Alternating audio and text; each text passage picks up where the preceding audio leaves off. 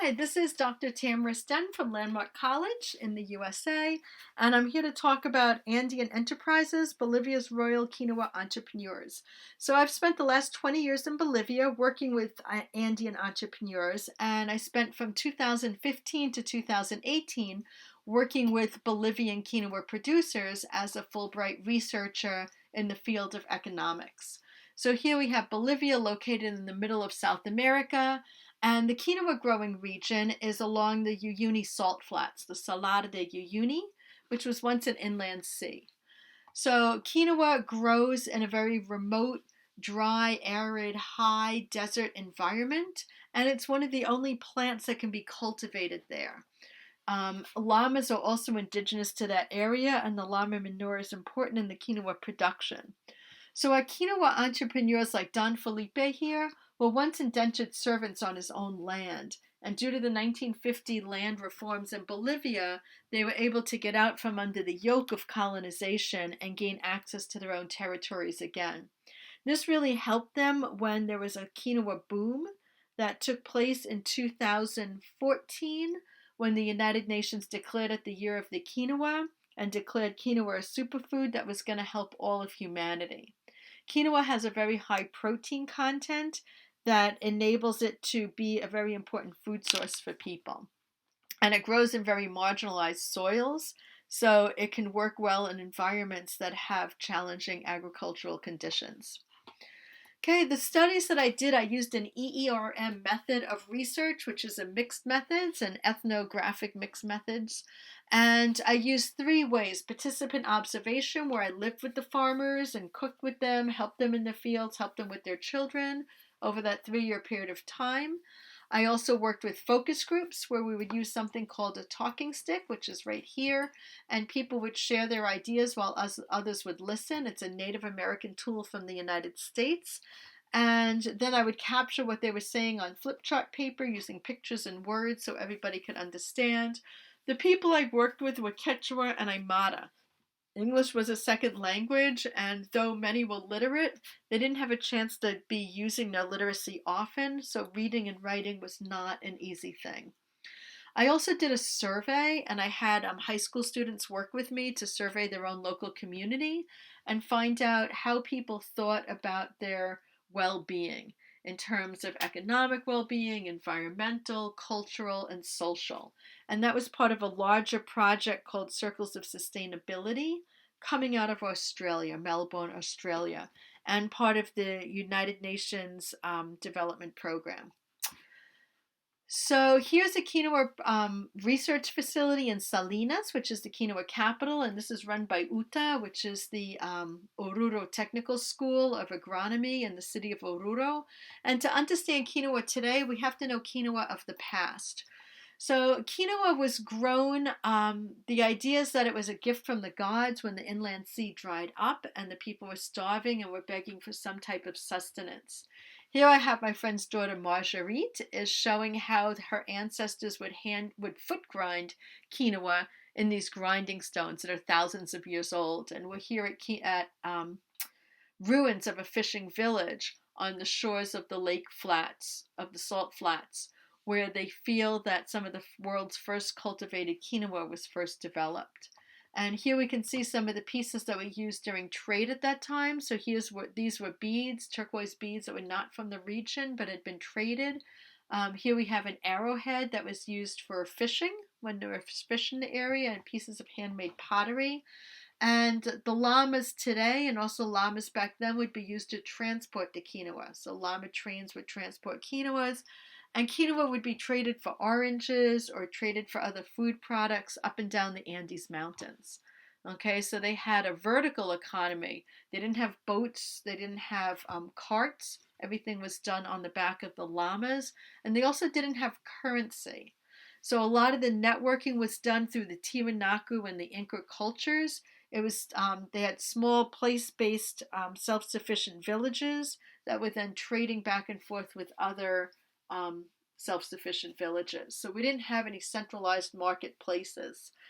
Today's quinoa is produced mostly by visitantes, which are people that have ancestral roots to the quinoa towns, like these girls coming home for vacation. They're spending time with their ancestral home, but they live in the city. And they cultivate the lands in the countryside, but choose to live in the city to be able to have access to schools, to better schools. There are some good earnings with the quinoa, and the biggest input is fertilizer, also tractors, so preparing the land, and then cleaning the quinoa and organically taking care of pest control. There's different varieties of quinoa that are grown in Bolivia. Ideally, the Bolivians would want to earn $3,000 for a ton of quinoa. Right now, market prices are about $1,900. So you can see there's a big difference with what they want to earn to have a robust living and what's available. A lot of that's because Peru is able to agriculturally produce more quinoa at a higher yield in a faster period of time. The quality is different, but it looks very similar, and the market does not know the difference. So a lot of buyers are buying quinoa based on color and price instead of understanding the varieties and properties of the quinoa. So the royal quinoa of Bolivia that can only grow on the salt flats is certified organic, often certified fair trade. It's hand grown in mountain regions such as Yubica right here. And we can see how it's growing on the shores of the salt flats. And they use handmade methods such as a can tied to a stick balanced by a rock that then blows in the wind and bangs against a stone, and there's stones in the can, and those noises keep the birds out of the quinoa. The quinoa become children to the families because they take 9 months to grow, and the families really know their quinoa plants well. They grow several acres of quinoa, and that's pretty much their entire livelihood. That becomes their cash economy. The producers work together in large cooperatives such as Anapki that has hundreds of members, and they pool some of their earnings to be able to invest into better production and better market access for themselves. So Anapki has these in their silos where they're able to store a year's worth of quinoa. As market prices fluctuate, they can take advantage of that and sell the quinoa when the prices are the highest. Other organizations such as Apkisa have optical machines that are able to sort the quinoa by color. Okay, and they also have quinoa cleaning machines. There's a samponin that's a covering on the seed that protects it from birds and pests that also tastes very bad that needs to be removed. And then the quinoa also needs to be dried and cleaned. And these new industrialized processes that the Bolivians themselves created have helped them to really be able to sell the quinoa to many more markets because it tastes good, it looks good, and it's much more accessible. They're also now transforming the quinoa into new products such as noodles and quinoa flakes and cereals and puffed quinoa and quinoa cookies and even quinoa beer. Okay, so some of these productions, such as Anapki owns the factory that produces these products, and they export these finished products as well as the raw quinoa. Other companies are more locally based and they sell their products regionally in grocery stores. This malta is also an export quality product. Some of the challenges that the producers face is desertification. We see giant dust devils. We see low yields. About 20% of the yields do not come in because of drought or because of wind blowing over the seedlings when they were young and drowning them. Here we can see the quinoa landscape, and this is what a quinoa village looks like. Very low-lying village. These are newly reconstructed houses. We can see their tin roofs, and they're usually made out of adobe or brick walls. So one of the ways that we measured people's well-being was through a survey. Okay, and this is what the survey tool looks like. And here's the women of Capura who are working on the survey. I have a student from the city who's part of the community. She's there working with the women, helping them to complete the survey. Okay, what we found out from the survey was how people felt their well-being was. And the interesting thing with the survey was we repeated it over a 3-year period of time, so we were able to track their well-being from the day that the quinoa market crashed until 3 years out to see how did that really impact them.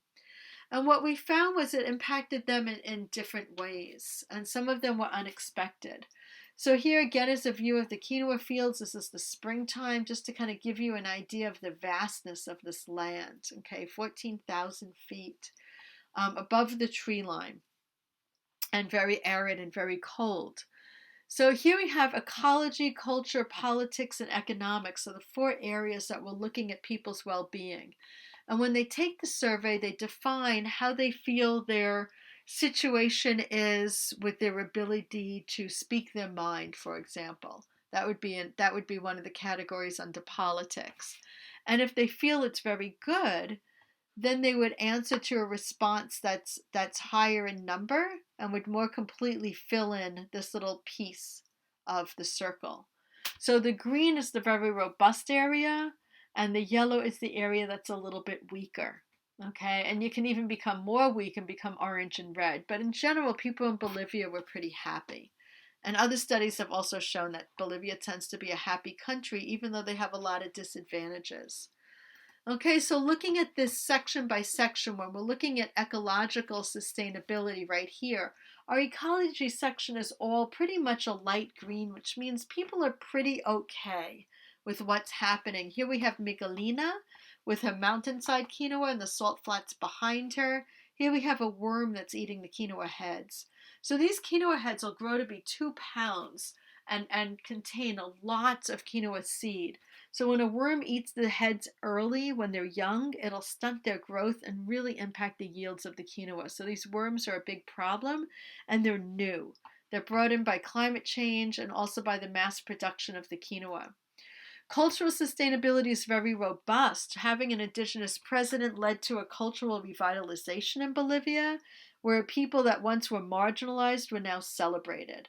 And people that used to count how much white blood they had in their lineage now started counting, well, what ethnic group did my blood come from? Where is my indigenous background? Am I Quechua? Am I Aymara? So these are the little salts. It's a celebration of the children of Salinas, the quinoa capital. And they're dressed up as goddesses. And here we have our miners, okay, and folklore costumes and deities there, celebrating with them the day for the little children. Political sustainability is pretty, was starting to erode a little bit as the Bolivian president had been in power for a long time and people were feeling like there wasn't room for additional growth, even though he did tremendous things to improve the well-being of people in the country and brought rural electrification and roads and hospitals and education that really helped to support the farmers in their quinoa market access. They were feeling a little nervous about him continuing to stay as president term after term, and even changing the political law so that he could continue to be president. He is no longer president now. There was a coup. So we also have the economic sustainability.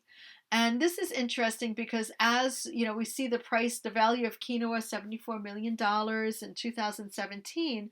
The price is kind of going down slightly, but the production continues to go up. So even though the Bolivians don't earn that much for the quinoa, they're still feeling positive about it as entrepreneurs and continuing to invest in producing more and hoping and trying different ways to get better access to the market for themselves. This is the black market of Quiacas, where